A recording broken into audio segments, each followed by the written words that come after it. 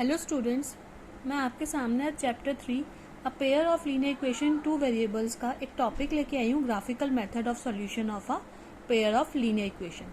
Linear equation को किस तरीके से सॉल्व करना है by the method of graphical. जैसे कि हमें दो इक्वेशंस दे रखी हैं। सपोज मान लीजिए x माइनस 2y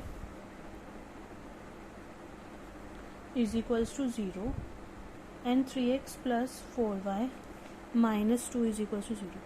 जब भी हम लोग ये वाला मेथड यूज आउट करेंगे, इसके अंदर हमेशा ध्यान रखना है इज इक्वल्स टू 0 होनी चाहिए।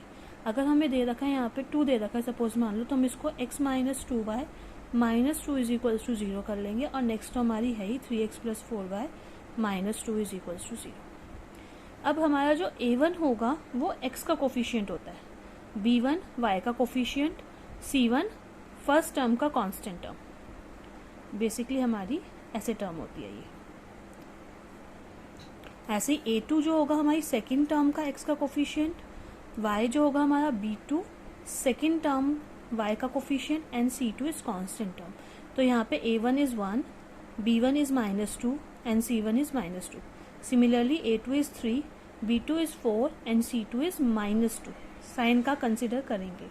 इसके अंदर हम लोग 3 मेथड्स पढ़ेंगे, 3 चीज़ें पढ़ेंगे बेसिकली। पहला है रेशियो को कंपेयर करेंगे, कंपेयरिंग द रेशियोज।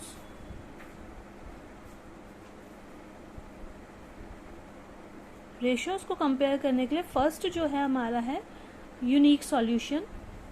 इसके अंदर क्या होता है, a1 अपॉन में a2 is not equal to b1 by b2। जब हम रेशियो को कंपेयर करते हैं, दिस वन रेशियोज हो गई हमारी a1 by a2 and b1 by b2, हम इसको कंपेयर कर रहे हैं तो हमारा a1 by a2 is not equal to b1 by b2 आएगा। ठीक है। ग्राफ पे हमारी जो लाइंस है, ग्राफ पे जो हमारी लाइंस है वो इंटरसेक्टिंग लाइंस आएंगी, यानी दोनों लाइनें आपस में इंटरसेक्ट करेंगी, यानी कुछ ग्राफ इस तरीके से बनेगा। ये कहीं पे भी कैसे भी हो सकती है लाइनें, यानी जब हमारी ग्राफ की वाई एक्सिस एक्स एक्सिस हो गई, इस पे हमारी लाइंस इंटरसेक्ट करेंगी आपस में। और इसके अंदर क्या होगा हमारा, ये हमें यूनिक सॉल्यूशन कहते हैं। अगर हमें सॉल्यूशन पूछेगा तो ये यूनिक सॉल्यूशन इसी को ही कहेंगे, और इसे कंसिस्टेंट सॉल्यूशन भी कहते हैं। इस बात का ध्यान रखें। अभी हम आगे क्वेश्चंस करेंगे तब उसमें ये सारी चीज़ें हमारे काम आएंगी। Consistent solution and the unique solution is the same thing, जो कि इसको कहा जाता है। क्योंकि ये इंटरसेक्ट करती हैं तो एग्जैक्टली इसका एक ही सॉल्यूशन होता है, जो कि ये इंटरसेक्टिंग पॉइंट है। हम इसको यूनिक सॉल्यूशन भी कह सकते हैं और वन सॉल्यूशन भी कह सकते हैं। One solution and the unique solution is the same thing. ये है फर्स्ट।